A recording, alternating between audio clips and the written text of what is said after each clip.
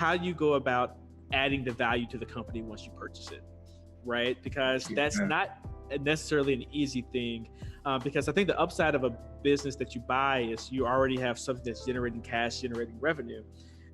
But the downside is you are tied to the mistakes and the things, the decisions that someone may not have done right all along in the business as well. So can you talk about like just the process of the value adding, or I guess the value adding process, and like how you approach that? Yeah. So one of the things that we do that is anybody can do, it doesn't take being a rocket science or a scientist or anything like that, is starting to create SOPs around the business. Our goal is we want to have a system that when we sell the business, that person is able to manage the company in a way that continues the growth without them having to come up with ideas or figure things out on a daily basis. We've got everything mapped out. What I like to do when I'm selling a business, just to give a sense of what this means. So, SOP is standard operating procedures. It's mapping out all of the areas of the business and the systems that work around those areas. So when I'm sitting down with a buyer of a business that I'm selling, and you can imagine this, Lawrence, if you're a buyer, especially most people that are buying businesses aren't people that are serial buyers like me. Most of them are buying a business for the first time, and it's going to be a business that they just run. They don't, buy a lot of companies. So they're sitting there and they've got concerns. They're worried. Is this thing going to work? Is it going to totally disappear? Am I able to do this? Those kind of things. And I want to sit down across the table from that person and just ask them, hey, what are your concerns? I know you got to have concerns. And they might say, well, I'm worried that the manager, Melissa, I feel like she's amazing. Things are going really well, but if she leaves, I don't think I could do her job. I think, and I don't think I can, find anybody. I don't know what to do. I wouldn't know what to do. And that seems like a really risky point. And I can bring out my SOP folder and go to that section, go to where it says employees and go down to manager and show him, all right, when the manager leaves, here's our process. We first put an ad here. Here's exactly the wording that we put in the ad. Here are the things that as resumes come in, you want to filter out and you want to keep. These type of people you want to interview, and in that first interview, here are the list of the questions that you're going to ask. After that, you'll do an in-person interview, and here are the characteristics that you want to look for. During the interim, while you're going through this process and she's not there, here are the two employees that are trained to take on those duties in an interim period until you get that person that's going to replace her. And then you say, all right, what else are your concerns? Like, well, I don't know anything about marketing. I'm coming from engineering. I've saved up a little bit of cash, but I don't know how to market a business. And then we can turn over to the marketing processes. And we go down and we show, all right, here are the things that are working right now.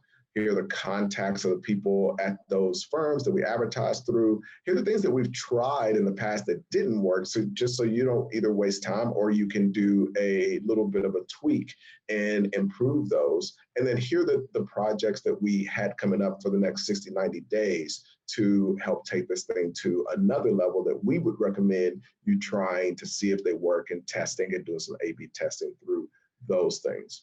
Now, the interesting thing with all of those, everything I just said, you've already done the work. If you're running a business like that, you put the ad in. You've asked those questions on the phone interview. You decided what characteristics you wanted, and you hired that Melissa.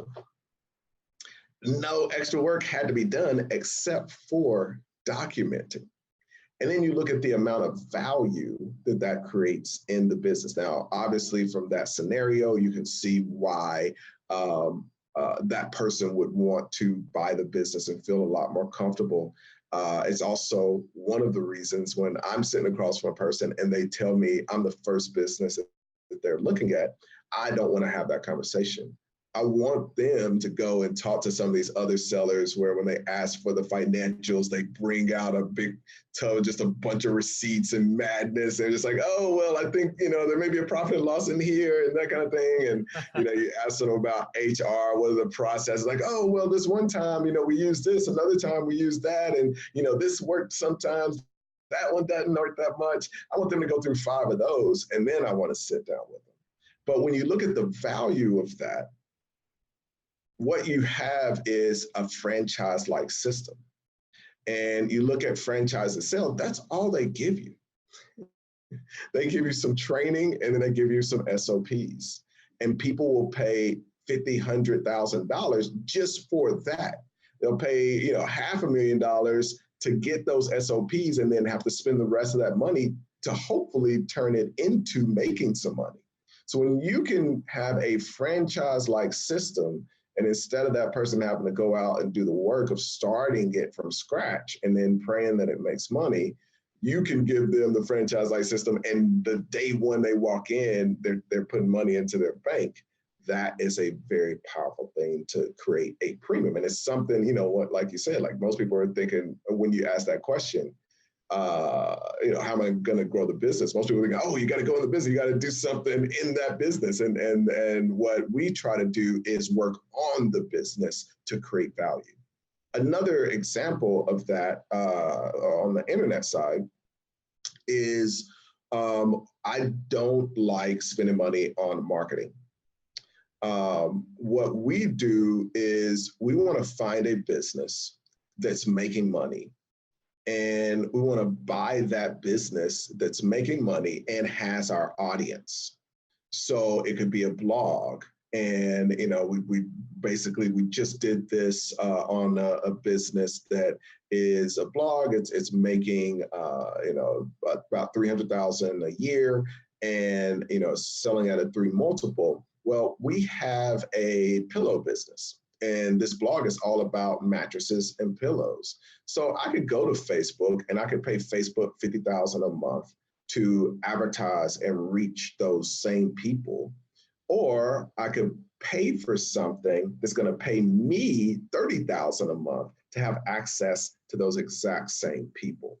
And that's the transition in thinking. When I talk about thinking like a deal maker, you're not getting into business. You don't want to be an operator. I think that one of the mistakes that a lot of people are making is that they are in an operator mode, and the returns, the ROI on being an operator are just really low. You can make a pretty good living. The ROI on thinking like a deal maker is unlimited because it's easy to scale those kinds of things. So we want to find those deals. Another example, we bought a hotel business called openrooms.com for any folks that are looking at hotels. It's online hotel business. And then, we basically are in the process right now buying an airfare business. And so we've got 1 million emails in Open Rooms. The airfare business has about 600,000. That allows us to do cross promotion. It gives us access to those 600,000 people. And now we get paid every single month to have access to those 600,000 people, instead of us trying to go and figure out, let's spend money and hope that we get an ROI. It's one of those things as an entrepreneur that puts a lot of the odds against you. It's when you look at Wall Street and the amount of cash that's generated there, they're not out there. It's all generated from companies, but they're not the people that are trying to figure out, let me do some split testing, some A/B testing, and come up with hopefully an ad that works, the copy makes sense, the targeting is right. I don't have time to figure out all that, man. I need to get paid to get access to the people that I want to sell to. I love it. That was, the best answer I could have hoped for in this interview when talking about adding value to a company that you have purchased. So we're out of time today. So we'll bring you back on to talk more about how you go about thinking about, what to buy and what not to buy. I think the audience really loved what you had to talk, what you talked about today. Thanks for joining us. So, if someone wants to find out more about you, if someone wants to buy a business from you or sell a business or learn the process of doing so, how can they get in touch with you?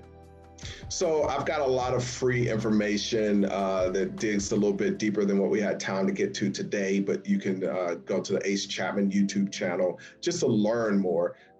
If you're interested in doing deals, feel free to reach out to me directly. It's ace@acechapman.com, and check out the website to learn how we work with clients, which is acechapman.com.